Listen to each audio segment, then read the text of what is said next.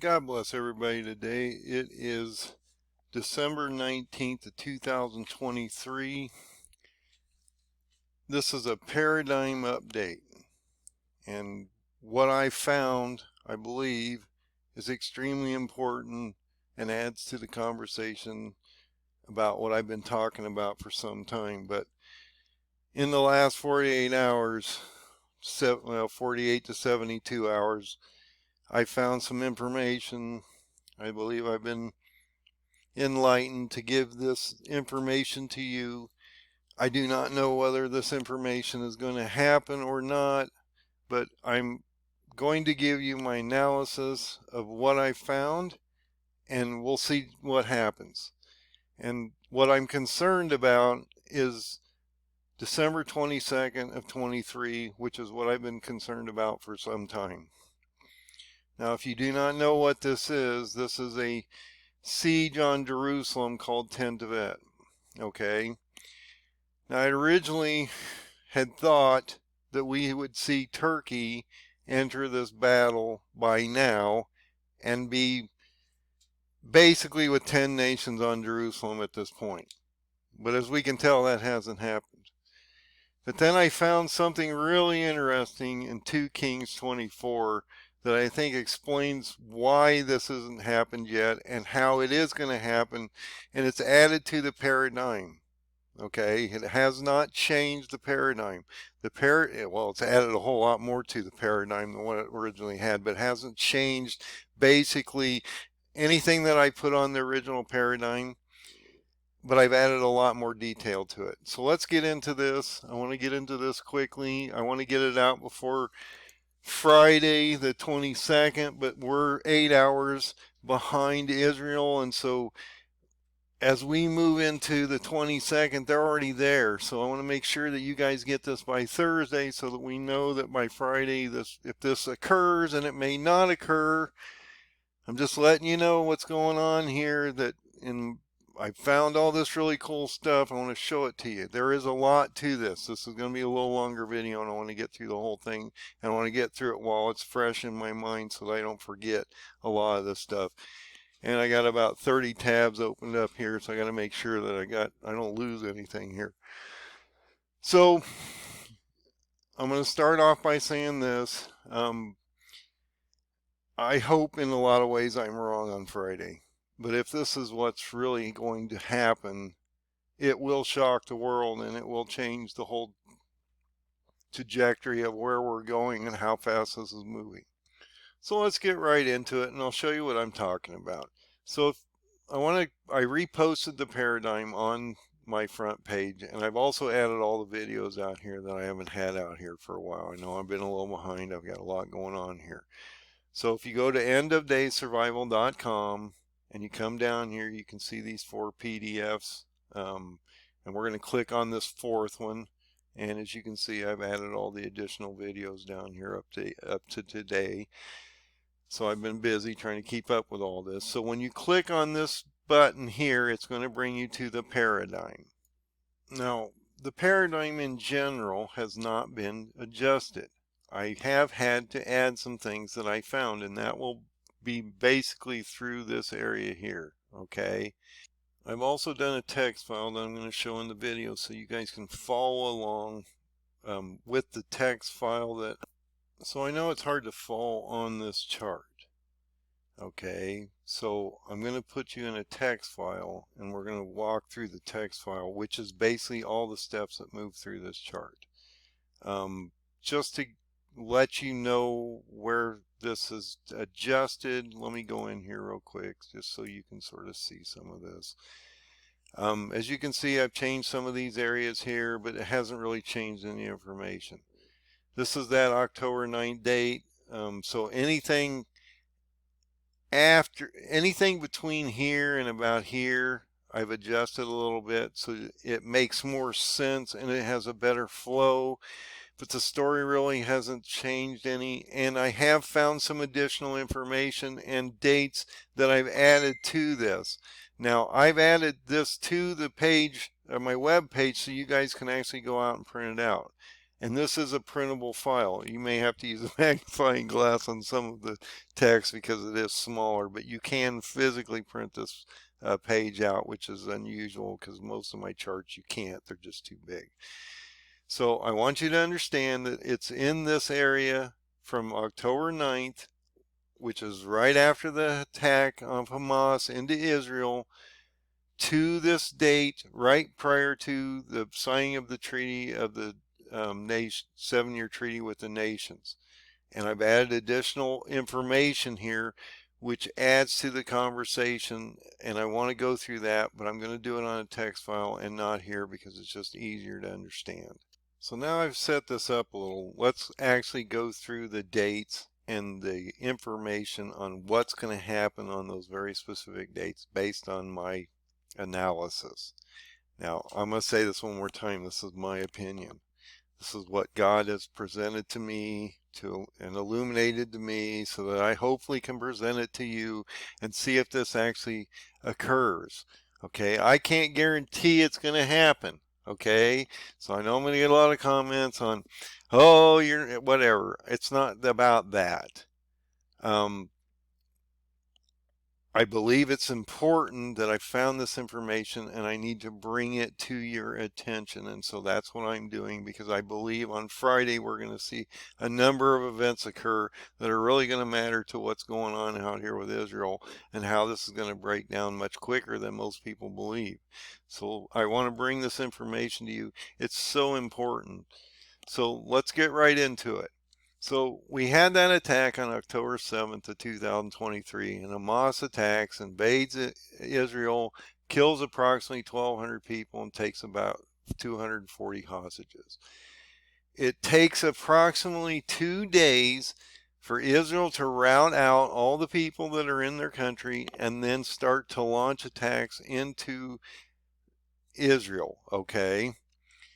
Into Gaza against Hamas.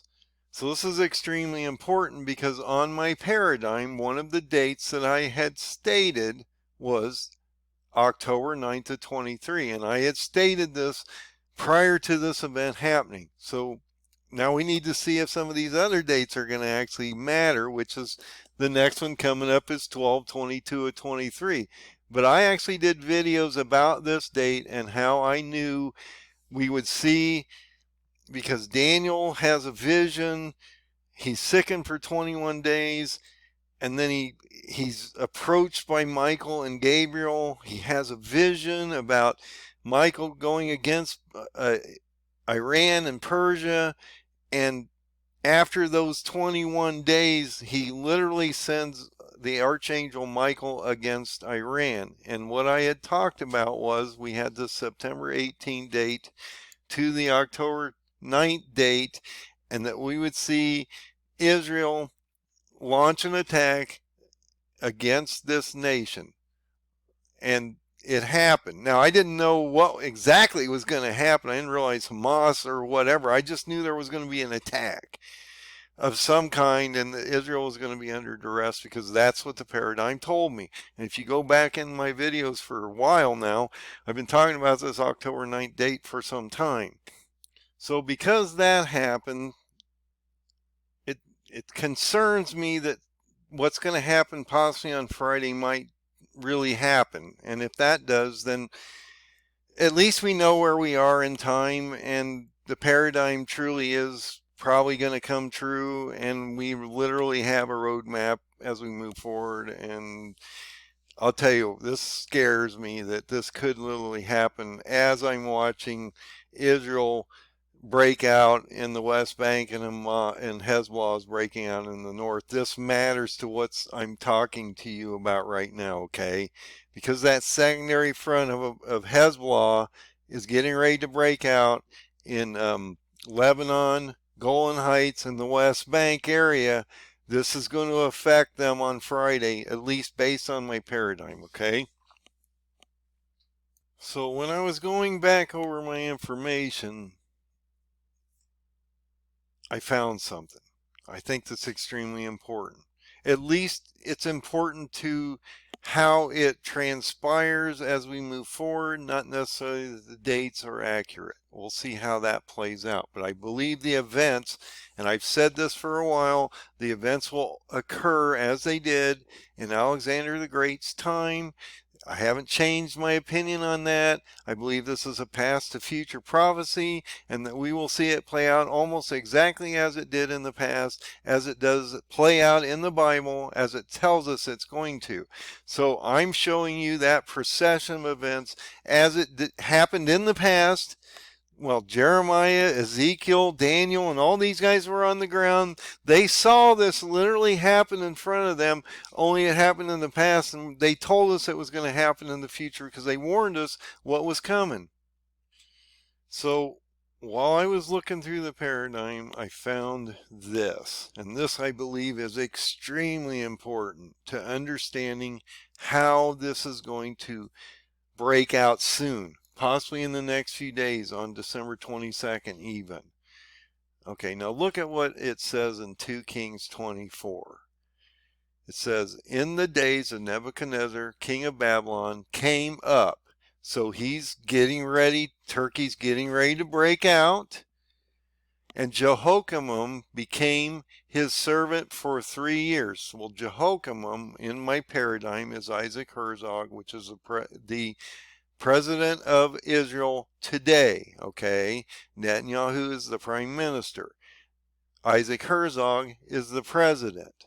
The past president, before Isaac Herzog was brought in 21 and was elected as the president today, was Reuben Rivlin.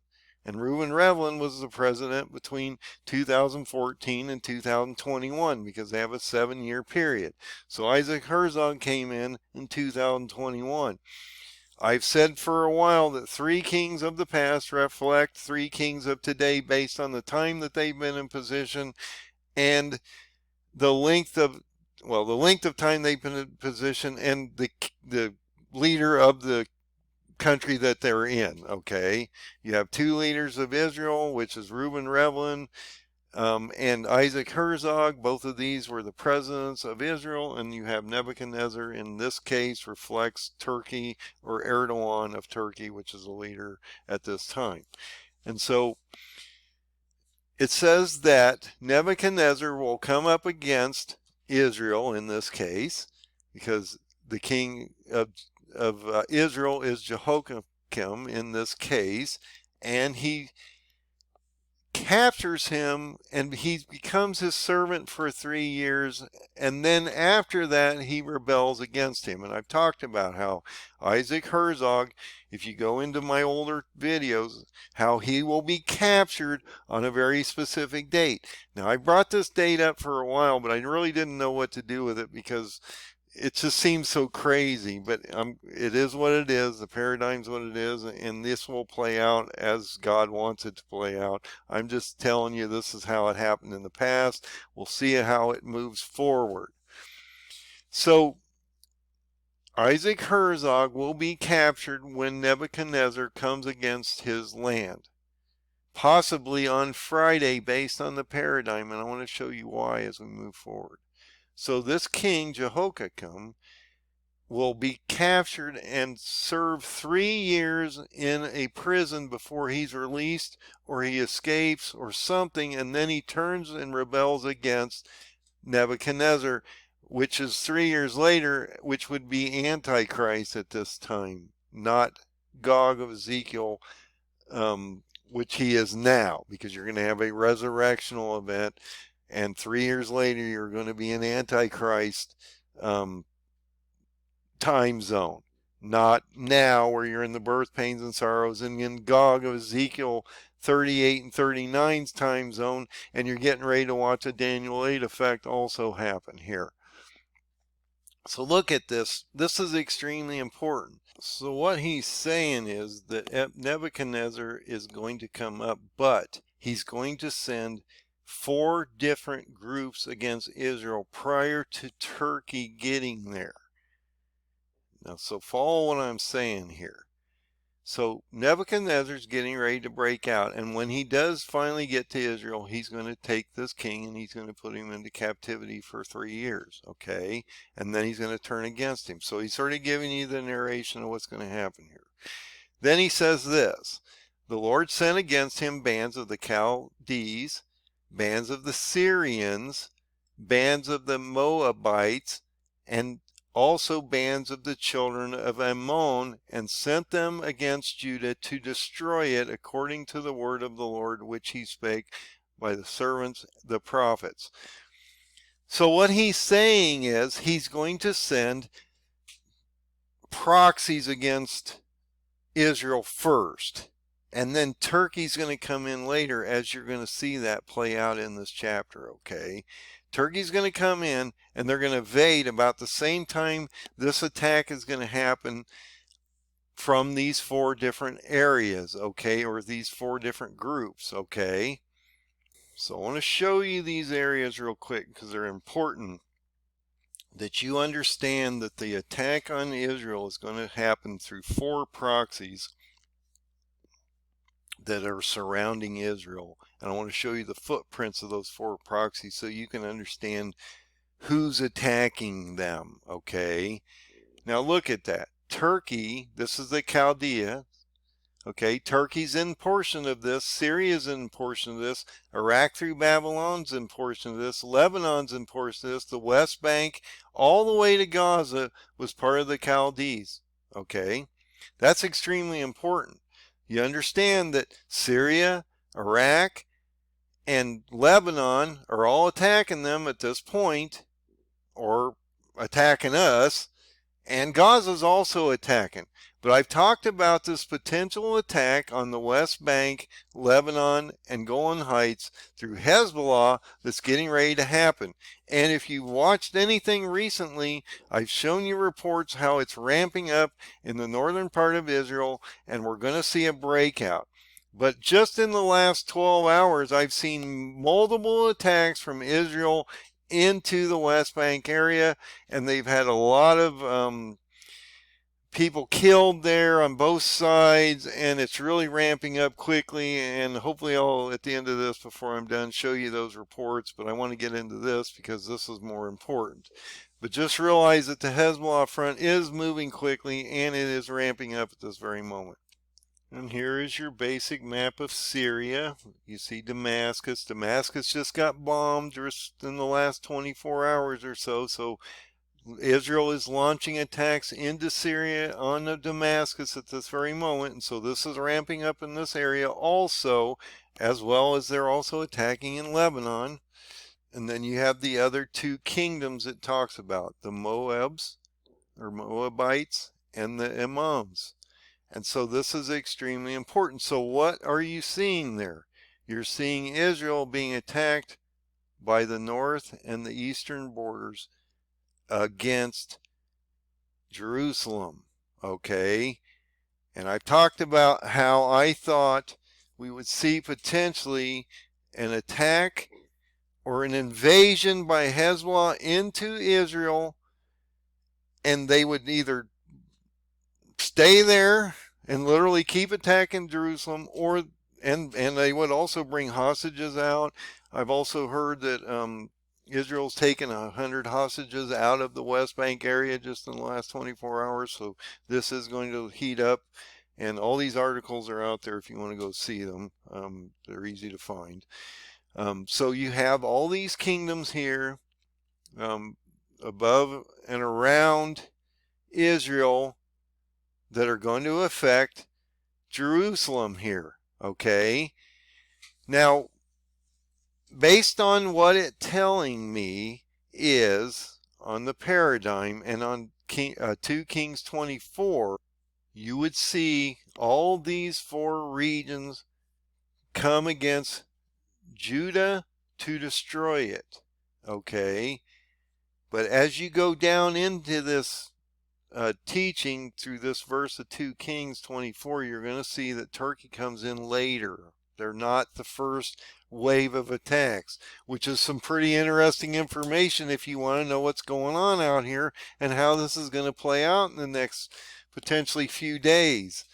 Okay, so Turkey's going to get into this possibly on the same day that Hezbollah attacks. And I just noticed, if you go out and look, last week, Turkey had all the Hezbollah or all the Hamas leaders there talking about what they were going to do to protect their people and what their next process or next step was that Turkey was going to do to help them. And I'm also guessing that when we've had these meetings that Hezbollah has probably been in the room, and so there's going to be a coordinated plan. And if you realize that Hezbollah and Hamas are not Iranian proxies in the sense that they're Iranian people, they're just getting weapons and money from Iran to fight Israel. Okay, they're actually Palestinians and Lebanese people that are using the money from Israel, or I mean from Iran, to attack Israel. So when Turkey comes down because he's a Muslim, they will throw their allegiance from Iran away and they will help Turkey destroy Israel, which is the whole goal in this process. But they do not want Iran to destroy Israel because they'll destroy the Temple Mount, and Erdogan will not allow that to happen. And that's why Iran has to fall in this process, and it will as we move forward. So I'm going to go into the timeline again in a second, but I want to bring this up to your attention before we go any further. So he talks about that he's going to put Judah under judgment. He's going to remove them out of their sight. He's going to create the sins of Manasseh, if I said that right. And if you want to know who that is, that's actually the father or the great-grandfather to Jehoiakim, okay? So it's a lineage thing. But supposedly in the past, as these, now there is a father between this grandfather and Jehoiakim. Jehoiakim has a father. He dies and Jehoiakim takes on that responsibility of leader. And then actually when Jehoiakim's captured, his son steps up and takes that reign on for about 3 months and 10 days, as it's going to tell you as we move forward here. So he says, I'm going to judge you based on the sins of your forefathers, okay? And it's not going to turn out well for you because this guy must not have been a very good guy. And also for the innocent blood that he shed, this guy up here, for he filled Jerusalem with innocent blood which the Lord would not pardon. Now the rest of the acts of Jehoiakim and all that he did are not written in the books of the Chronicles of the Kings of Judah, because he's not happy with what is going on here. He's also not going to be happy with this leader. And if you go into Enoch's prophecy of the 70 shepherds, all 70 shepherds are condemned to hell. So no leaders of Israel will actually be able to gain access to heaven. That's what it says. That's what Enoch says, not what I said. Okay, but look at this. So Jehoiakim is removed and captured for up to 3 years and then rebels. All this is happening. We have this attack occurring. So my question there is, as these 4 groups attack, as well as we're getting missiles from Hamas and all these other areas, whether Isaac Herzog would be in a position to where when they raid this country and they actually invade into Israel from the West Bank and from the north through Golan Heights and Lebanon, Isaac Herzog would be in a position to where they'd actually capture him like they did in the past. This happened in the past. I'm just telling you what happened in the past. And it indicates that it could possibly happen in the paradigm. So 2 things are extremely, well, actually 3 things are extremely important on December 22nd. An invasion by Turkey, potentially, because I'm going to show you something that's really important as we move forward here on why Turkey might do this. Hezbollah and the people in the north and east around Jerusalem will literally attack on December 22nd, and potentially the leader of Israel, Isaac Herzog, the president, would be captured in that attack because it's going to be a huge attack. This is not going to be a small attack on December 22nd if this happens based on the way the paradigm is laid out in the Bible. This will be a massive ramp up, and it will be attacks from all sides, and it will be a siege literally starting on Jerusalem and Israel, okay? And that will bring all groups of factions into this battle, okay? So the first thing I want to do is look at the players, okay? You got Jehoiakim, you got his son Jehoiachin, you have Zedekiah, and you have Nebuchadnezzar. And so Jehoiachin is the first leader that we're going to talk about because he's the one he's the president right now, or the leader of Israel.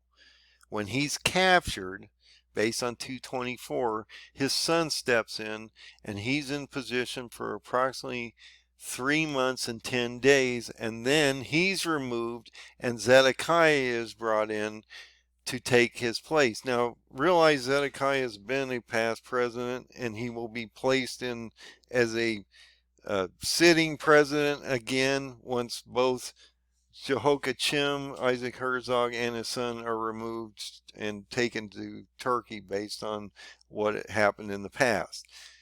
So hopefully this isn't confusing, but then once they're both removed, Zedekiah would be brought in, and that's Reuben Revlin, okay? And so he's in position for approximately 18 months, and then he's also has something happen to him, and we'll go into that as we move forward.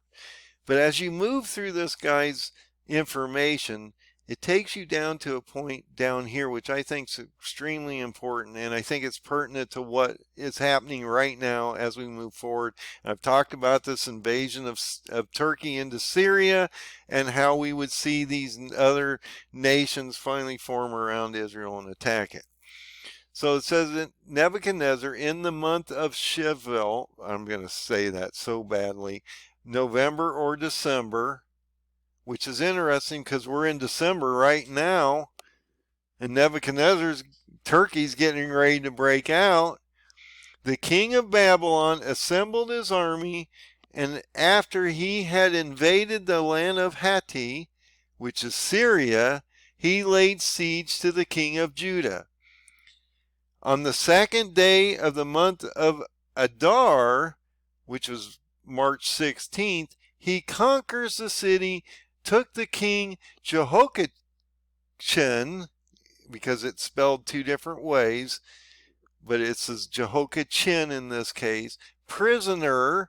So Isaac Herzog's removed in the original attack. Erdogan gets down there, takes his son under control, and then he puts forth and in places installs Zedekiah, which is of his choice. And if you think about it, Reuben Revlin really didn't do anything to Erdogan, so he definitely wasn't in position when the Hamas thing went off. And he spent 7 years around Erdogan, so maybe Erdogan would feel comfortable to put him back in place. But as it moves forward, Zedekiah rebels against Antichrist for up to 18 months. And so this is extremely important. And you also have to remember you have a transition between Gog and Antichrist as we move forward in the next 3 months or so. It's going to happen that quickly, I believe. So we'll see how that turns out. But look at what it's saying. And then up here it says that Jerusalem fell into Adar, or March 16th. Now, if you go into 2 Adar today, this actually could be March 9th through the 11th. Okay, so like I say, in the day when it fell in the past, it was March 16th, but the Jewish calendar moves around a lot. Now, I've left it as March 16th because that is a historic date. I just wanted to let you know, though, that it could happen between the 9th and the 11th of March because that's when 2 Adar happens this year. So as I broke out 2 Kings 24, I came across this, which says something really important. Turkey will assemble his army in December, possibly on the 22nd, which is Tenth of Tevet, which will see a siege on Jerusalem from all these proxies, but Erdogan's going to get involved on that specific day, and he'll invade into Syria, because it says that he's going to invade from Turkey into Syria, and that he would lay siege onto the city of Jerusalem through his proxies, which are in 224, those 4 proxies. So it's not going to happen right away, and actually it takes him months to get back to where he actually conquers the city and takes over the son of the president that's in place now, and then installs the original leader, which was Zedekiah, from 2014 to 2020, in the place of these 2 leaders that have been captured, if that makes any sense, because he takes the other 2 to Babylon or Turkey. When you get into the son, and actually what's really interesting is when you go and you look at 224, it gives a date of 18 years. I noticed that Isaac Herzog has a son that's almost around 18 years old, but I can't find any information about him. It's Roy. It's R-O-I or R-O-Y, depending on how you want to say it. He's a young kid, and it could be that he's only 18 years, but I'll show you that as we move into 224 a little further. I want to show you this first. So when you come down here, and I'm not going to go into this real deep either, it indicates that the son reigned for 3 months and 10 days because Isaac Herzog is captured potentially on the 22nd. So then they would put this kid in his place because Israel is under massive duress and under attack at that very moment of time from multiple sides right now, and their leader's just been taken. Can you imagine on December 22nd if Isaac Herzog is literally captured in a Hamas or Hezbollah-Hamas attack, because they're probably all going off, but this is mainly Hezbollah in the northern eastern portion in the West Bank, Golan Heights and Lebanese areas, attack into that area around the Dead Sea towards Jerusalem. Isaac Herzog might be in a compromising position, and they literally take him away into Turkey over time because he's captured at that time. This kid comes into place for 3 months and 10 days, and then he's then also disposed of by Antichrist as we move forward, because you have a transition between Gog dying and Antichrist rising. And what's really interesting, and I just noticed this began on December 9th in the past, and it could potentially mean that it lines up on December 22nd of this year, and I haven't done that to find out, but it's just interesting that I saw that date, and it reflects similar to the date we're looking at, which is December 22nd, as we move forward in future. And then once Jehoiakim, the son, is removed, then Zedekiah is put in place. We have Isaac Herzog first, his son then comes in second. Both of them are removed or disposed of, then Zedekiah comes in, and it indicates that Antichrist puts this person in place, okay, or Nebuchadnezzar. At this point in time, we've had a resurrection, and Antichrist is in place at this point, because now we're moving into March of this next year. As you move into my paradigm, as I show you these dates, you're going to see where all that falls, but I want you to understand the procession of events and how each of these leaders are going to be affected as we move forward in time. And then the last thing I want you to understand is there's 2 sieges on Jerusalem, okay? Literally 2 sieges. It's a continual siege, but it ends up being that Nebuchadnezzar comes against them later after this original siege from Hezbollah in this West Bank, Golan Heights, Lebanon area. We see Nebuchadnezzar come in, which is Turkey later, which is Erdogan, and he does his own siege on Jerusalem. And what happens there is, if you follow the paradigm, on December 22nd of this year, Isaac Herzog would be captured. That would install his son for 3 months, 10 days. That would be 100 days. As you move that forward, then he's disposed of. Then Zedekiah comes in, which is around the end of March. And I'll show you how that works on the paradigm. as you go down here, you realize that there's two revolts. Okay, the first siege, when Nebuchadnezzar comes down with his proxies, okay, and they attack Israel, and Jehoiakim, or Isaac Herzog, is removed. Then we have a second revolt where Zedekiah rebels against Babylon, and then he is also removed 18 months later, because that siege takes on a longer period. Now, Jehoiakim, the son, is in place from December 22nd to March 31st, if you take that 100 days of March 31st of this next year.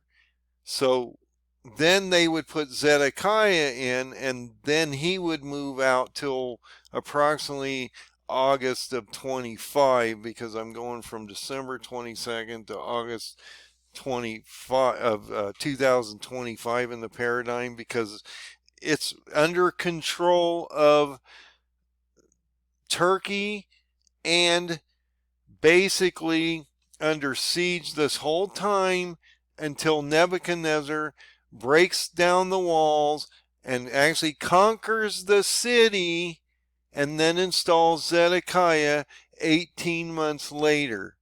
Okay, this is extremely important, and this siege does take approximately 18 months to happen. So that's extremely important, because if you go on the paradigm, which I'm going to show you as we move forward, from December to August of 25, that's approximately 18 months. So now you sort of understand the process. Let's go back to 2 Kings 24, and let's look at what the Bible says, and I'll show you what I mean by what I was just talking about. So originally, Turkey invades Syria.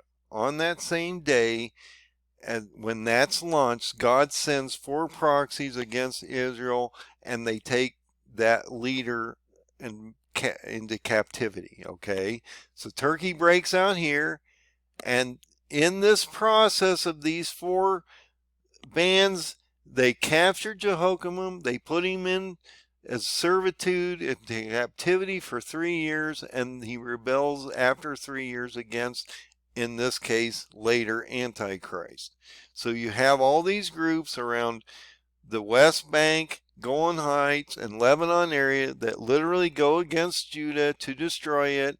It indicates that he's going to remove Judah from out of his sight because of the sins of the grandfather and the fathers before, and the innocent blood that's been shed in the city due to this grandfather and the past fathers, that Jehoiakim will not be in a position to do anything because he's captured up here. Okay, that's what that means. He's not dead. He's removed. He's disposed of. And then his son comes in and reigns in his stead. Okay, then you have the king of Egypt not helping Israel anymore. Wow, so maybe after the 22nd of December, Egypt says, you know what, we just saw a massive attack on Israel, and I don't think we want to get into this, because Erdogan's not going to be happy with us because we haven't been playing very well down in Gaza on this refugee thing, and so they're probably going to come down and mess with us. So why don't we just back out of this and let Israel deal with this right now? If you go back in the time of history, that's what happened. Jehoiakim actually was paying tribute to the Babylonians, and he stops. He pays tribute to the Egyptians. Then they back out on him, and then he tries to go and pay tribute back to Babylonian. Well, Nebuchadnezzar's not happy at all at this point, and he takes him into captivity. So I'm just saying it falls along with history. Now look at this. Jehoiakim, the son of Isaac Herzog, was 18 years old when he began to reign. I'm telling you, this kid can't be much older. I don't know the ages of these kids. I'm just saying that maybe he's got an 18-year-old kid. I noticed in one of the pictures when I went out and looked this guy up, it looks like he's got a fairly young kid. And this kid reigns for approximately 3 months. 3 months and 10 days based on history books. And his mother is so-and-so and whatever. It gets down into here. And it indicates it was because the evil was in the sight of the Lord because of his fathers and what they had done. I talked about the forefathers and what they've done. Now you got Isaac Herzog. He's been captured. His son's coming into place. He's there for 3 months, 10 days. And at that time, Nebuchadnezzar, the king of Babylon, comes against Jerusalem and besieges it. Okay? Nebuchadnezzar the king came against the city, and his servants did besiege it. Okay, well, it's telling you that Nebuchadnezzar invades, but his servants are the ones besieging it at the first. Then Turkey comes in later when Jehoiachin's in place, and at the end of his reign, he then takes over the city. Okay, in the first siege, because that one doesn't last very long. The second siege lasts almost 18 months, and that's with Zedekiah. So this son of Isaac Herzog, well, let's go back and look at that real quick again. I want to show you this. So Nebuchadnezzar, the king of Babylon, came against the city. Now he's using the servants to besiege it. And I've talked about this once Nebuchadnezzar, in this case Erdogan, Turkey, gets into this. They've already had these meetings with Hezbollah and Hamas and all these groups. They are not Iranians.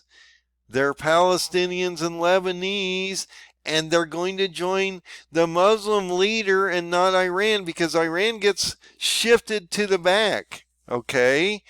And Iran's going to fall soon, within a few months. So this is a problem because everyone's going to turn against Iran at the same time.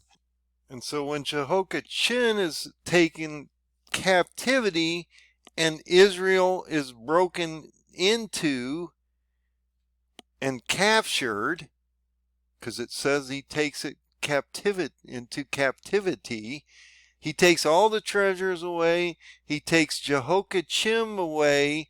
And what's really interesting is, it's interesting the way he states it, because he takes Jehoiachin and the king's mother away, and the king's wives, and the officers, and the mighty men. Because why? Jehoiakim is already in captivity, and he's not among these people. But the mother is to the son. He takes all these treasures away, and then he places in Zedekiah. But Zedekiah is Reuben Revlin, and he's not going to be happy with this setup. And he's going to rebel for up to 18 months, and it clearly says that. And then around August of 25, based on my paradigm, he literally is besieged again by Antichrist, and then he's taken away into captivity, and terrible things happen to this man. As we move forward, I'll explain that. So Zedekiah is put into place, and then it indicates that it came to pass in Jerusalem and Judah, until he was cast out of his president, that Zedekiah rebelled against the king of Babylon, or Antichrist. He does for about 18 months. So now I've laid the path out in how it happened in the past, and you can see that in the history books. You can see the procession of events. You can see how these leaders were removed or disposed of, and how they were put in place. Let's go into the future and see how this might affect us, because I have always said that this is a past to future thing, and it will actually happen similar to the past as it will in the future as we move forward. And it says this, and it's laid out on my paradigm just like that. So let's look at what's going to happen as we move forward into Friday. Now realize that Israel is about 8 hours ahead of us. So when we get into Thursday on the 21st, you're starting to move into December 22nd in Israel, 8 hours later, okay? So by the time we hit approximately 4 o'clock in the afternoon here Central Time, Israel's moving into December 22nd on their calendar, okay? So for the most part, we're going to concentrate on this text file now, because I've gone through pretty much, I've laid out the path. Let's look at how it's going to affect us in the future. So let's start at 12, 22, and 23, and we're just going to walk through here. So Turkey assembles his army and invades from Turkey into Syria. At the same time, Turkey's proxies, because they're Lebanese Palestinians and they've had meetings, they're not Iranians, they get money and weapons from them, but they're going to turn on Iran. Turkey's proxies from these four regions, the Chaldees, the bands of the Scythians, the bands of the Moabites, the bands of the Ammons, this is West Bank, Golan Heights, and Lebanon. It's also Iraq and Syria are sent against Judah and to destroy it. So this is the start of the siege on Jerusalem on this very date. Not only do you have an invasion happen, you also have an attack by multiple proxies on Israel and Jerusalem, and you have a potential president getting captured all at the same time based on how this is laid out. So Turkey enters the conflict by invading Syria against the Kurds and Medes, and that's important because that is Daniel 8. So once they come down from Turkey into Syria, there's a battle with the Medes. That's not, and at the same time all that's happening, you're having this attack on Israel. The Medes fail. They're pushed to the east towards Erbil, Iraq. Okay, that regional capital I've always talked about. We have got a green zone there, and it's also a regional capital of the Kurdistan people. They fall back to there because there's a battle later called Gaugamela that's going to happen before Iran falls. Turkey enters the conflict invading Syria against the Kurds and the Medes and the Syrian Defense Forces, which are the Kurds in Syria. You also have the Syrian forces there also, but I don't think they're going to be a real problem. It's mainly about the Kurds here. I believe that, and I've said this for a while, I believe that Erdogan is the white horseman of Revelation, that he will die on the sixth seal prior to the Antichrist rising around March of 24. And that's extremely important because Gog of Ezekiel 38-39, when those 10 nations finally attack Israel after Iran falls, you see all them nations buried in the ground because the wrath of Jesus on the sixth seal destroys them prior to the trumpet phase. Okay, so that's extremely important because you're in the seals right now. You're not in tribulation, you're not in great tribulation, you're in the seals and the birth pains. And those seals and the birth pains continue into the trumpets. And once you finally get to tribulation is when they have the signing of the treaty with the nations, that 7-year treaty. That's when you start tribulation. You're still in the birth pains and the sorrows until that happens. So if people are out there saying you're in tribulation, great tribulation right now, they don't know what they're talking about. You're in the birth pains and sorrows, and you will be until Antichrist is on the ground and he physically shows himself and signs a treaty with the nations for up to 7 years. So I believe Erdogan is the white horseman. I believe that he's the first seal. I believe he's the one that brings a quarter of the world into war. I believe he's the one that will rebuild the Neo-Ottoman Empire and that footprint, which is the same foot as Alexander the Great's footprint, which is the same footprint as the old Ottoman Empire of World War I. So you can go out and look at those footprints and you can see that's a quarter of the world that's under war, and that Erdogan and those 10 nations that attack Israel will die on the sixth seal. That's my opinion. That's my theory based on the illumination that God gave me. Okay? And I'm sure I'm the only one out here talking about that because everybody thinks the white horseman or the first seal is either a history lesson, Antichrist, or Jesus. So once Turkey gets into this, on that very same day, on 12/22 of 23, you will see Hezbollah from Lebanon, Golan Heights, Syria, Iraq, West Bank, Palestine, all launch attacks against Israel and Jerusalem on 12/22/23, which is Tenth of Tevet. And that is the original siege by Nebuchadnezzar on Jerusalem when he was the king in the past. Okay, so this is a very important date, and we're walking into that date. And the paradigm indicated when I changed those Gregorian dates to Hebrew dates, we ended up on this date, and Tenth of Tevet ended up being a very specific holiday to the Jewish people, and I've documented that in my past videos. The leader of Israel, Isaac Herzog, Jehoiakim, is captured on this date based on the paradigm and what happened in the past. Whether it happens or not, we're going to find out. But if it does, wow, that means we have some pretty serious confirmation. Not only we have a confirmation that the attack happened, but this leader's been captured, and that will definitely hit the news waves. And you had this attack around the,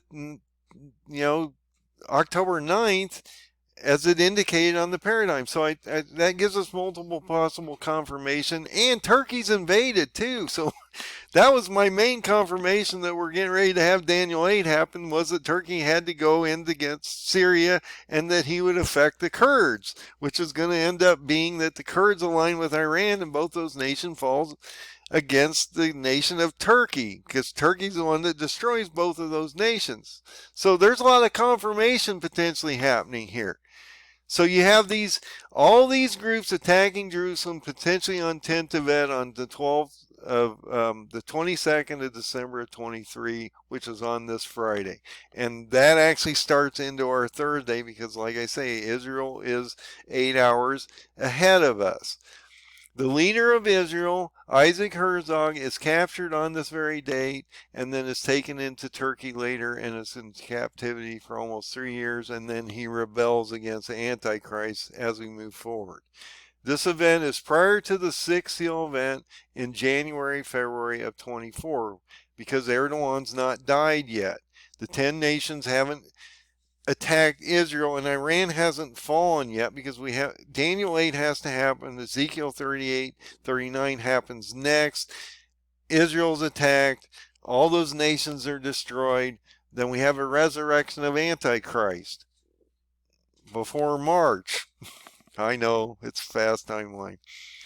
Isaac Herzog's son Jehoiakim takes over for his father.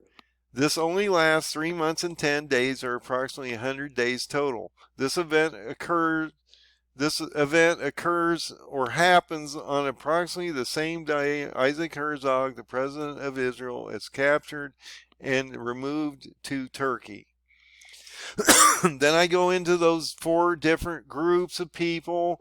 I show you, you can read this portion on your own. Stop the video real quick. I'm not going to go through here because the video is going to take forever if I do.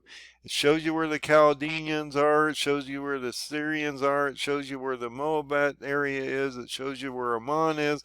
It shows you this neat little map and how it's all affecting this area through here, and how Jerusalem is going to basically be pummeled by this, and Hamas too, and Syria and Iraq are all going to get into this. Maybe a few missiles from the Houthis might even pop over there. So then you have Turkey enters the Middle East war against Israel at that time. Turkey invades Syria. They go down into Lebanon. They move down into Israel, around Jerusalem, between Jerusalem and Jordan. Palestine, they go down into Gaza, they help the Gazans, they end up in Egypt, and that all has to occur between like January, February of 24, okay? They're pulled back to Tyre, Lebanon, and if you look in Ezekiel 38, 39, he's pulled back like with a hook, and he goes north. He leaves 1/6 of his armies behind around Egypt, okay? Because he's still fighting Egypt. He doesn't really finish that fight. And as you walk into the paradigm, you're going to realize that Egypt's going to be under massive duress as we move forward here. So Erdogan is pulled back with a hook in his mouth to Tyre, Lebanon. Then Turkey drives east against the Kurds, and they end up in Erbil, Iraq. At Erbil, Iraq, we have the Battle of Gaugamela, where the Kurds are defeated and they retreat to Baghdad, Iraq, and then they retreat towards Shush, Iran. Well, a couple of important things here. The Battle of Gaugamela happened in the past.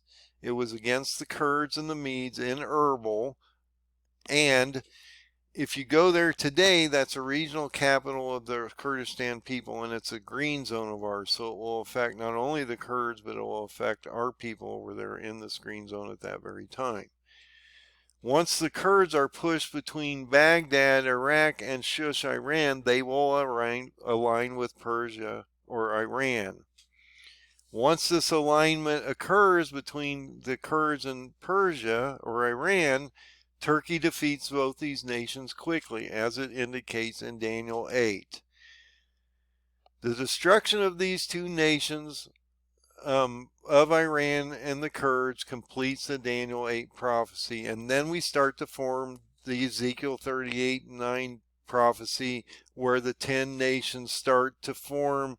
Erdogan drives towards the east with 10 full nations of radical Muslims and attacks Israel by approximately February of 24. I can't give you specific dates because I don't know them yet. I haven't found them yet. But I do have dates as we move forward, so I know they're within very specific time zones. A couple of these dates that are moving up forward are in March. So a lot of things have to happen between January and March. And so that's why I'm specifically indicating these specific times on this paradigm, because it fits in the paradigm and it makes sense. At least it does to me. Once these 10 radical nations attack Israel for 15 days, because they get 1 hour of power, if you go on the biblical calendar of 1,000 years of ours to one day of God, it ends up being that 1 hour of God's time is approximately 15 days on our planet. These 10 nations are destroyed by the wrath of the Lamb, or Jesus, on the 6th seal in Revelation 6:12 through 17. The residue of these 10 nations are destroyed and form into 4 new regions. And if you go into Daniel 7:24, I talked about this. 10 nations form first. After them, 4 regions rise. A little horn comes up and forces 3 nations, or 3 new nations, to capitulate, which then creates a beast kingdom. And so you'll have, from that destruction of 10 nations, a power vacuum that's created after the 6th seal destruction, and those 10 nations, or those 10 radical nations of Muslims, perish mostly, but there's a residue left. Those 4 regions rise up, and then the little horn comes up, because he's broken also on the 6th seal. That goat in Daniel 8 the horn is broken. Turkey has to be broken. Erdogan has to die. Then once you get into his burial, there is a resurrection event in Isaiah 14 that clearly says that something comes out of the grave like an abominable branch, and we see that occur around the 5th and 6th trumpet as we move forward here. So you need to realize that Gog's going to die. That goat is broken. The horn is broken. Turkey is broken. That also ends the 7th kingdom on the statue, which is the feet of the toes of the clay and iron. The feet. That's the 7th kingdom. That's the Ottoman Empire. That's the nations of radical Muslims that can't get along unless they're going to destroy Israel. So you need to understand you're in the 7th kingdom, but when you get to the 8th kingdom, you're in the beast kingdom. So the 7th kingdom, which was supposed to have been destroyed in World War I, never was, and it will be soon, because the Ottoman Empire will be destroyed on the 6th seal, and then we will have a resurrectional event into an Antichrist and a beast system. Now these bodies are buried for 7 months, and they burn the weapons for up to 7 years, alluding to an up and coming tribulation period, because you're still in the birth pains and sorrows right now. So Gog and his armies are buried for 7 months in the valley of Hamon Gog in the northern part of Israel. At this point, 1/4 of the world is under war in the Middle East. Now, this is extremely important that you understand that by the time you get to Antichrist, a lot is happening and there's a massive devastation on the planet. And it's extremely important that you understand not only do you have the seals war, you have trumpets coming up prior to Antichrist coming up and rising, which is going to destroy 1/3 of the planet as we move forward. And so you need to understand by the time you get to Antichrist, by March, and you get a resurrectional event, you've had a lot of devastation on the ground in the next couple months. So, like I say, 1/4 of the world's under war in the Middle East and possibly elsewhere. Ukraine's going on, all that's going on. You potentially have something going on with China, Taiwan, but we're not interested in that because the Bible really doesn't deal with those portions of the world. It's all about the Middle East, the Jews, the Christians, and the Muslims. So once that sixth seal breaks and you have this destruction of these 10 nations, then you get a seventh seal. And if you look at Revelation 8:1 and 2, if it's literal, as I've indicated down here, 7 seals are broken first, then you have a half an hour of silence, and then 7 trumpets are handed out next. If 8:1 and 2 is literal, it has to happen that way. So don't read anything into it, just read it for what it states, and try not to put your commentary into it, because I don't. It says when the 7th seal is broken, about a half an hour of silence occurs, and then he hands out 7 trumpets. So 7 seals occur first, then 7 trumpets are second, then 7 bowls are last or third, okay? So once you have the 6th seal event happen up here and the 7th seal is broken, we have about a half an hour of silence, which is approximately 7.5 days based on the prophetic calendar, 1,000 years of ours to 1 day of God's. Selection of 144,000 elect occurs. God hands out 7 trumpets. And so we go down here, and then he blows the first 4 trumpets, which devastate 1/3 of the earth. You haven't even seen the Antichrist yet, okay? We're still in the birth pains and sorrows here. In my opinion, this will happen to the communist areas of the world. Russia, China, North Korea, India, Indonesia, those areas, because they're communists. They don't believe in Jesus. They don't believe in God and the way we do. This is about a Jew, Christian, Muslim prophecy that's moving forward. Right after you have those 4 trumpets devastate 1/3 of the planet, you have a 5th trumpet that sounds and opens up the bottomless pit. What happens there? You have the scorpions come out and sting people for 5 months. All kinds of things are happening there. You have a 6th trumpet sound, which rises both Antichrist and the false prophet. It also unleashes potentially 200 million Muslims, radicalized Muslims, against the Jews and the Christians, because it indicates there's an army that comes with him. You also have to think about if Satan's being thrown from heaven with 1/3 of the angels, and you have this burial event, and he's resurrecting an Antichrist out of the ground, out of the abyss from hell into an Antichrist. You got to wonder what are those other 1/3 of the angels and what they're doing, because they're on the ground also. And I keep saying they might be Nephilim. Maybe they're being resurrected into these dead bodies and they're coming back as supernatural beings. And that's something else that we might have to deal with. But that's a question for you. When Satan's thrown out from heaven and 1/3 of the angels fall with him, they're not good angels. They're not with God. They've been cast out of heaven, and they're going to be doing something on the ground. And they might be resurrecting other things other than Antichrist. So from this abyss or hell, you have this abominable branch called Antichrist springs forth out of the grave into a supernatural being. That's how I read Isaiah 14. You can go and look at it all day long. I'm pretty sure something's coming out of the hole in the ground called the abyss, which is hell. And I mentioned this to somebody else. If you look at the fourth seal, Hades and hell are following something. The fourth seal, go look at it. Hades and hell are following what?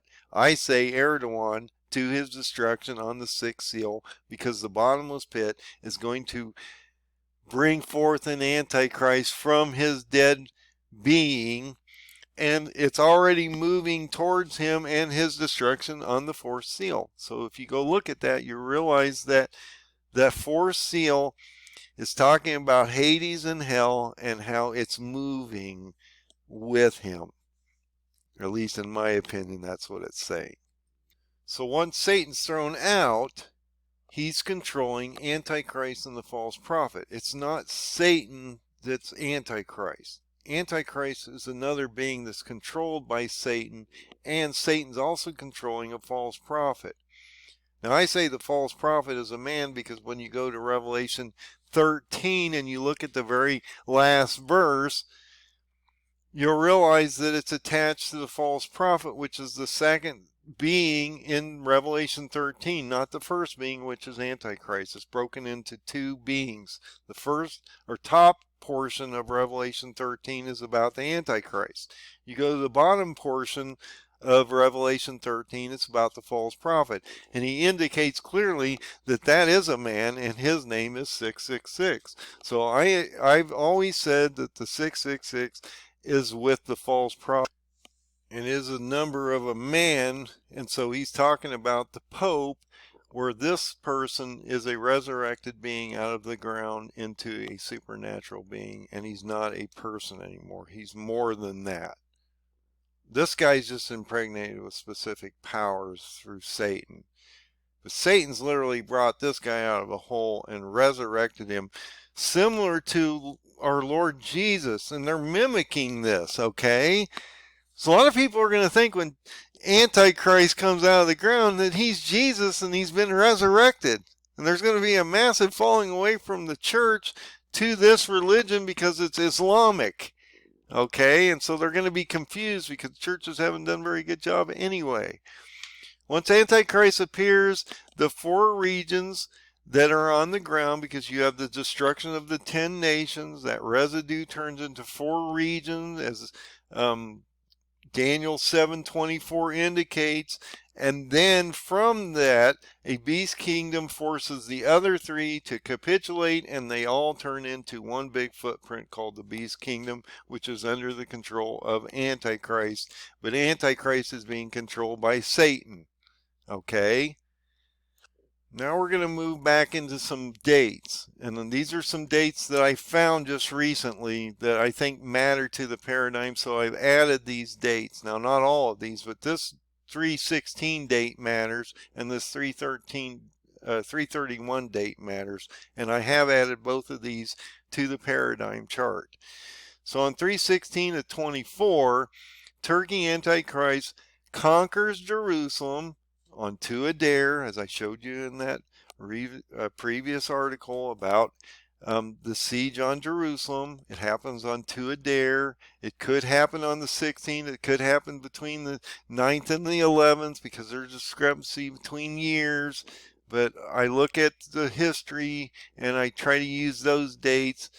But I also give you the modern dates because I don't know for sure.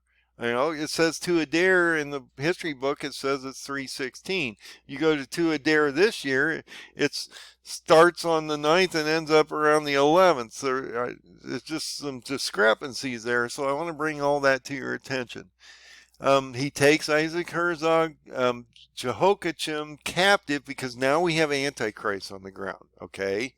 And so 100 days later, we're moving into this period here where he's finished out his 100 days from December 22nd, and Antichrist then removes him and his mother and takes them into Turkey.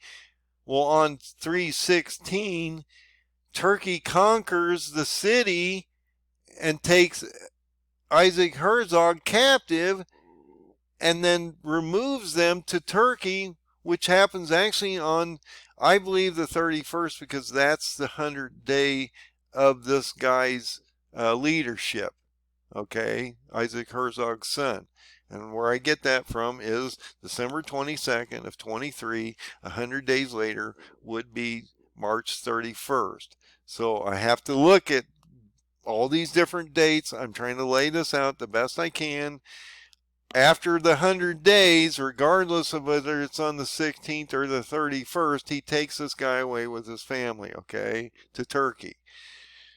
We have the spring equinox right after this. So you now have this bringing in of the life cycle. I don't know why I said that, but anyway, you have the spring equinox, so you're leading into, you're springing into the life cycle.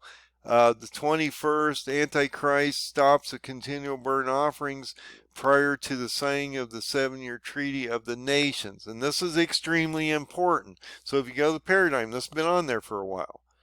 It's in a big box on the paradigm. It indicates that on March 21st of 24, we would see Antichrist stop the continual burnt offerings prior, 30 days prior to the signing of the 7-year treaty with the nations. And that's extremely important. Because if you see him stop the continual burnt offerings, it's because everyone will then exalt Antichrist, and you know that when he makes that command that 30 days later you're going to see a signing of a treaty with the nations. Also remember, on around 331 of 24, Antichrist will remove Isaac Herzog's son and put him into captivity with his mother. Then Zedekiah will come in, control that situation for up to 18 months. Then he's removed into captivity around August 4th of 25, I believe, based on my memory in the paradigm. And we will see Zedekiah in control. He's been an original president or leader of Israel between 2014 and 2021. He'll be reinstated by Antichrist, probably due to they had some kind of relationship in the past and there wasn't any wars going on. And so he feels confident, at least Antichrist feels confident to put Zedekiah in there, but Zedekiah turns on him, rebels against him for 18 months, and then also Zedekiah then is captured as we move forward into August of 25, and then he's removed into captivity, and then Antichrist actually put a governor in, which is killed later. So on 420 of 24, on Adolf Hitler's birthday, I believe, based on the paradigm, I've had this on there for a while, and it's also based on the parable of the fig tree chart, which is extremely important because both those two charts matched up perfectly together, that Antichrist would sign the 7-year treaty with the nations on this very specific date. At that time, the two witnesses appear on the Temple Mount and prophesy for 1260 days. And then they perish right after abomination of desolation 1260 days later. But they're on the temple approximately about the same time that the treaty is signed. They appear and prophesy and speak to the nations and try to save people for 1260 days, and no one can touch them or they're destroyed. But Antichrist will overcome them after abomination of desolation. So on now, I know this skips some ground here, but just keep following these dates because all I got. On 12/12 of 24, Egypt is devastated by plagues, famines, and sword. 426 of 25, Egypt is broken by Antichrist and peoples are scattered throughout the nations. 527 of 25, King of Egypt and peoples are cut off from the world. A lot of going on with Egypt. They're not done. They get onto more later. 724 of 25, famine is so severe, no food is found in Jerusalem. 8:4 of 25, which is the 10th of Av, after Reuben Revelum, Zedekiah takes over. He rebels against Antichrist for 18 months. At this time, on the 8/4 of 25, on the 10th of Av, just as it happened in the past, the walls will be broken down and the city will be breached. Okay? Because this is the second wave of attacks. Remember, the first one was when Jehoiachin is put in place and Isaac Herzog is there, and we have the attack on 1222. That's the first siege. But then you have a secondary siege later, 18 months after Zedekiah has been in place, and then he rebels against Antichrist, and then Antichrist has to come against the city again.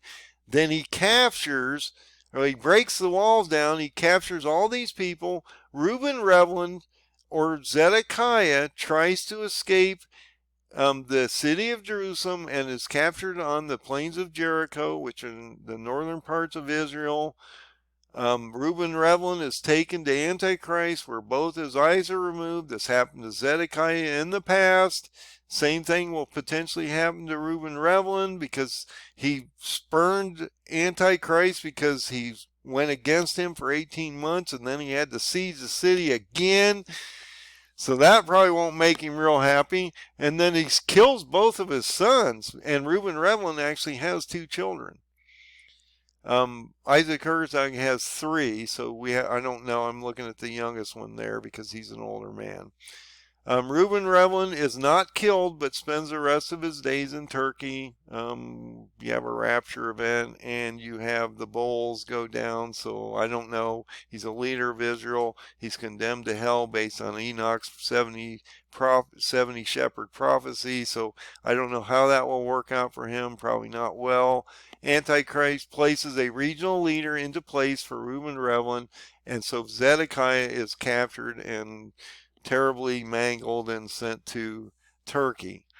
On 9/14 of 26, the son of Nathaniah, look at that, Netanyahu there. That's a Nostradamus thing right there. They almost look exactly alike. We're talking about Netanyahu today being the prime minister.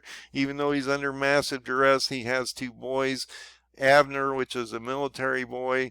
Yar, which is a scholar or more of a college type person. And so the son of Netanyahu kills the regional leader that Antichrist assigned up here, which might be Abner. And it's the possibility that this Netanyahu could matter to future. And it's interesting that the only difference here is between, if you take the H out here, you change the I and the Y, and you remove the U, it's the same thing. I think it's sort of like, now Nostradamus didn't figure this out. I'm just saying it's sort of like a Nostradamus thing where you have Hister and Hitler. Similar thing going on there. Then we have another thing on 11/26. Now, I don't have a day on this because it didn't give one. Maybe there is one out there. I haven't found it yet. The son of Netanyahu, which I believe is Yar in this case, possibly proclaims a fast before the Lord. I indicate it's Yar. Then we get to 12/14 of 26. Jerusalem and Israel are smitten and utterly destroyed. Judgment is coming down upon the city. The remnant's not there. You do realize when the 6th seal happens, and we have the selection of the 144,000, that Gog has already destroyed most of the city, and then the third of the people are removed prior to the 1260 days of tribulation. So they're not there anymore, because it clearly tells you in Revelation 12 that those people are carried away into the wilderness for 1260 days. So a third of the Jews that truly believe in Jesus will be hidden in Jordan, in that area away from Antichrist where he can't find them, in Edom. So we don't have to worry about those guys because they're in good shape. On 2/16 of 27, God places down a lamentation against Egypt. I'm telling you, Egypt is going to be destroyed. You just had an election in Egypt in the last 24 hours. Sisi is now in his 3rd term, and he is the returning leader, which will be under this is his judgment that's coming up. So you need to understand that. God states that he will destroy everything in Egypt. This is 27. This guy's going to be there still. Sissy.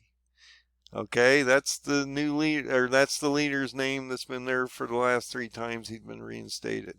Egypt is cast down, the peoples destroyed, and the king of Egypt is killed by Antichrist. So this is going to turn out badly for this guy.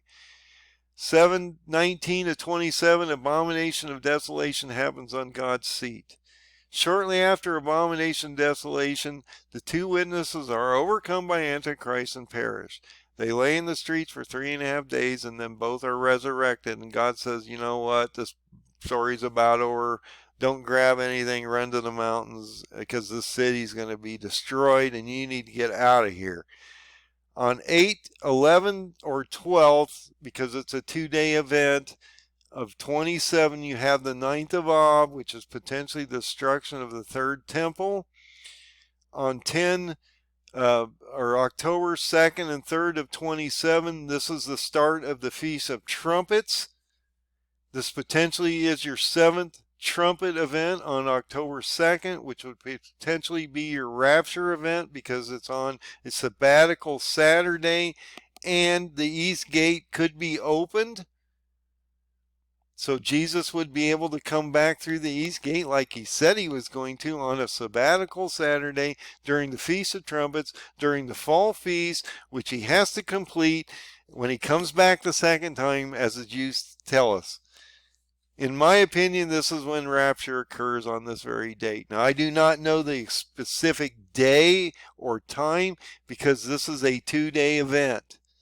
So I hear that all the time. You can't know the day or the hour he comes back. I don't know exactly. But based on what the Jews are saying and everything I've learned, he comes back on this date. Possibly around the time he resurrected the first time. I'm just guessing on that, and that's my opinion. But we'll see how that works out. October 2nd is a sabbatical Saturday. The East Gate could be opened. Also, the temple can be open on a sabbatical Saturday and the new moon only. So you can't open the temple of God unless you have a new moon or sabbatical Saturday. So you got to have all these things work together. And you have to have a 7th trumpet up here happen. Okay. Which is the sounding of the trumpet which brings the Lord back prior to the 7 bowls being dropped down, because the 7th trumpet is now sounded out, and so we're not here for the wrath of God, which are the 7 bowls. If you go to Revelation 15, 1 and 2, you see both these events happening. And what I mean by that is, I've talked about this. He does not blow the 7th trumpet in Revelation 10:7. He puts John into a vision. When he does blow that trumpet and he comes out of that vision after 4 chapters, between 11 and 14, you go from 10:7 Revelation to Revelation 15:1 and 2, and what happens? He hands out the 7 trumpets, and you see the sea of all these people from Great Tribulation there. That is your rapture, okay? I'm just letting you know that's where your rapture occurs, at least in my opinion. So on the October 2nd and 3rd of 27, you have the Feast of Trumpets. On the October 17th, you have the Feast of Tabernacles. Okay, so between the 2nd and the 17th, you have the hour of God's wrath, which is 15 days on this planet. And I show you that on the paradigm. It's a 15-day period where he drops the bowls of wrath right after he raptures us on the 7th trumpet. We're not here, we're not appointed for the wrath of God. But he will pour this down on the wicked, okay? So God's wrath event, 7 bowls are poured out on the wicked on the earth. Mystery Babylon is also affected on the 5th bowl event. I've talked about the seed of the beast, or the seed of Satan, being Pergamus, Turkey, how everything radiates around Turkey and Israel. And if you look at the duality of Jesus and his bride being Jerusalem, you realize that Antichrist's bride is Pergamus, or his seat. 10:17 of 27, we have the Feast of Trumpet or Tabernacles, as I indicated up here. So between the 2nd and the 17th, you have the seven bowls of wrath. The Feast of Tabernacles indicates that we are with God and we are with Jesus in heaven. Now, some people won't agree with that statement because they think we're on earth, but we have not brought the white throne back down to earth and joined it with earth. We are taken up to heaven for the 1,000 years of the millennial. Okay? Then, once the book, and let's go through this and it will explain it. So 5:14 of 28, this is the last date of the strong generation of Israel. So you had that original conception of the nation of Israel on May 14th of 1948, and that moves to May 14th of 28. That is the 80th year, or the strong generation, the fourscore generation that he talks about. All things have to happen prior to this date. That's why we have to go back to the fall feast of 27, and that matters. Psalm 90:10 states that all things must occur prior to the strong generation of the Jews ending. This moves us into the 1,000 years millennial with God and Jesus in heaven prior to the white throne judgment in Revelation 20:11 and 15 verses. Once the book of life is opened, we are judged to have our names either placed in the book of life and gain eternity, or we're blotted out in the book of life, our name is removed, and we're thrown in the lake of fire. Only after Revelation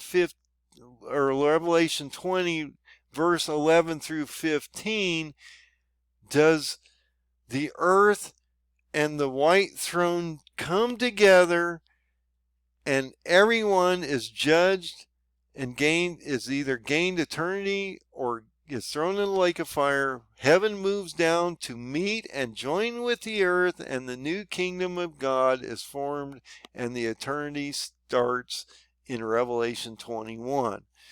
So, a couple things I want to talk about here on this real quick, and then I'm going to end this video. Look, if you do not, in my opinion, and this is my opinion, and this is why I want to get you to the Feast of Trumpets 27, okay? This is extremely important.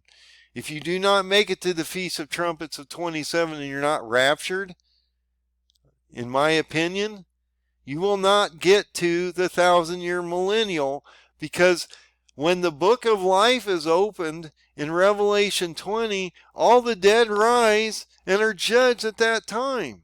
They're not raised prior to the 1,000 years.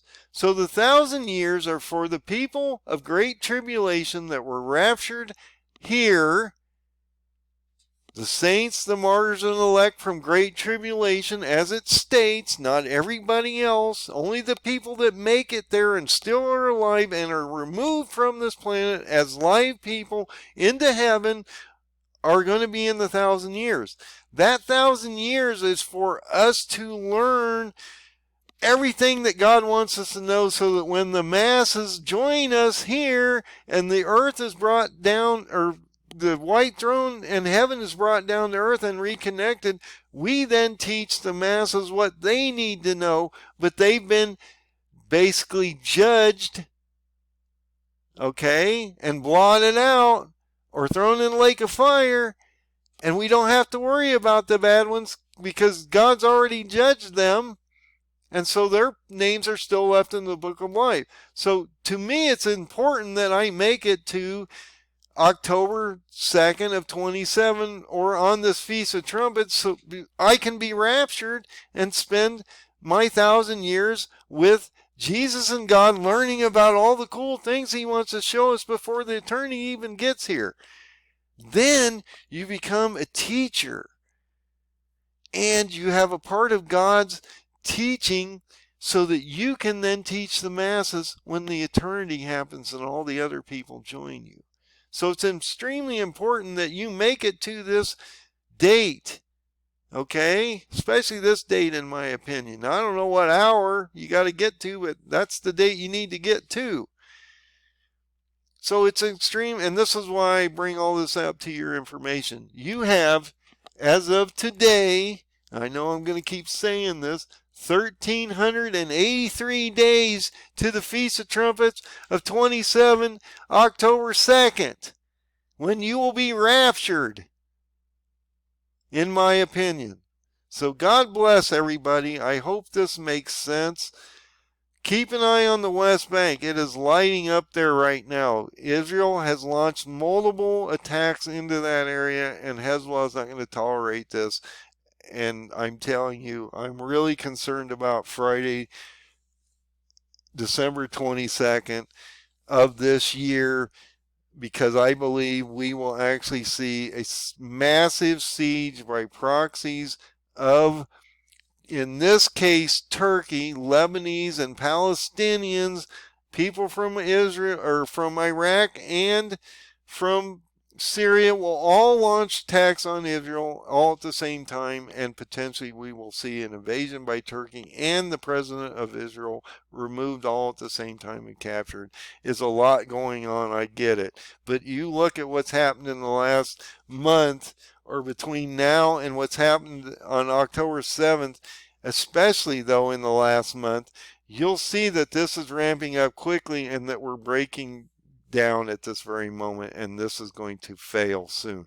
And I believe that if you get into January and February, you potentially have a sixth seal event in 24 of January, February, that if you haven't prepared and gotten everything ready by then you're probably not going to, because that is a tectonic plate nightmare with volcanoes and earthquakes and a third of the planet being destroyed and the sixth seal going off and affecting all islands and all mountains and all people and all animals on the planet, that you're probably not going to get it done. And if you have a chain of fire event at the same time, you'll have ash clouds going up, and you'll have potentially no way to grow in the middle or in the spring, because there will be no sun penetration, because if you look at the sixth seal, the sun and the moon are all blotted out.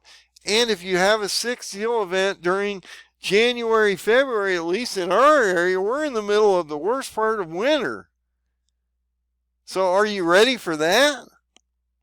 Could it hit you at a time where it could really devastate people?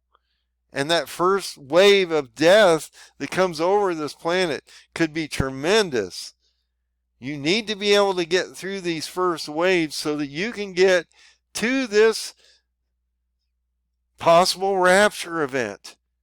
Because I want to see you in the millennial. I want to see you get to the end of this story. So let's go look at that paradigm real quick. So when you come back out here, you're right about in here around December 22nd, okay? And this grouping here. You're moving to the end of the paradigm, which we get into the millennial, okay?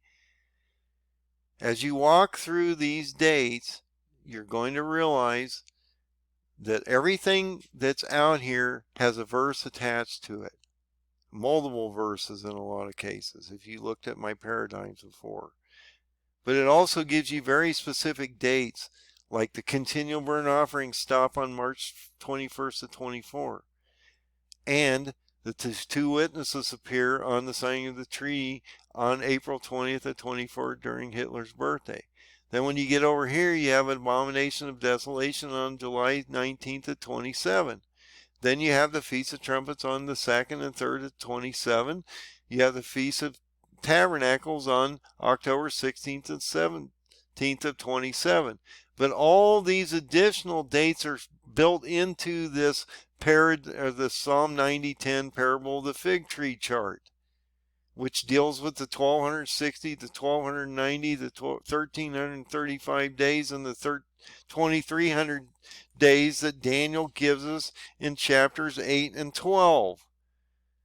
So I took the parable of the fig tree chart, which includes these four numbers, and added the paradigm chart, which I've shown you in multiple videos how I found those dates and how I converted them from Gregorian to Hebrew calendars so that we can understand what is going to happen as we move forward, and whether or not we had just a coincidence of October 9th being the time when Israel attacks into Hamas or Palestine being the first date that we have some confirmation. If we get to December 22nd and you have Turkey invade and you have a multi-pronged attack against Israel and potentially a president of Israel literally taken captive on Friday, or even the start of or the end of Thursday in our time zone. Remember, we're 8 hours behind Israel, so as we move into 4 o'clock p.m. Central here, they're starting their 22nd day of December. If all this stuff starts to happen, then you have confirmation out here. You have confirmation out here that this is really happening, and you have a roadmap to the end. Now, I can't guarantee this is going to happen, but it is ramping up extremely important. I do believe that I still believe that Psalm 90:10 is pertinent and will always be pertinent because we're talking about the fourscore generation of Israel and how that ends on May 14th of 28, and all things happen prior to that.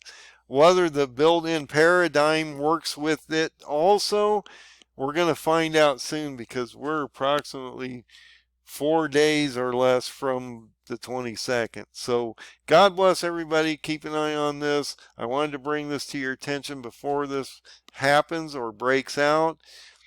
And even if it doesn't happen on the 22nd, I believe it will follow the path that I've given you, and it will happen around or close to the dates that I've given you also, because we have to use this chart, because the parable of the fig tree does matter, and these fall feasts matter over here, and it's compressed between this date and where we are today. All things have to happen between those dates of December 22nd of 23 and October 17th of 27.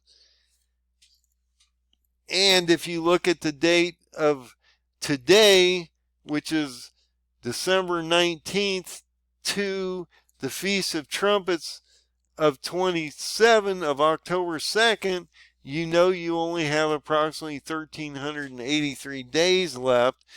This is going to ramp up quickly, and things are going to break out here fast. And I believe that after the 22nd, that is the demarcation that will force a major acceleration on the playing field. So God bless everybody.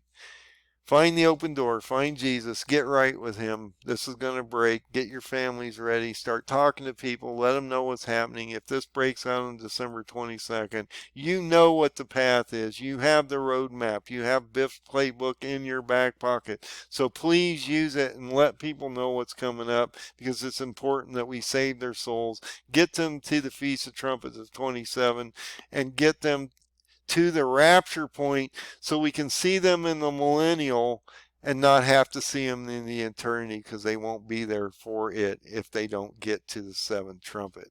So God bless and have a great night.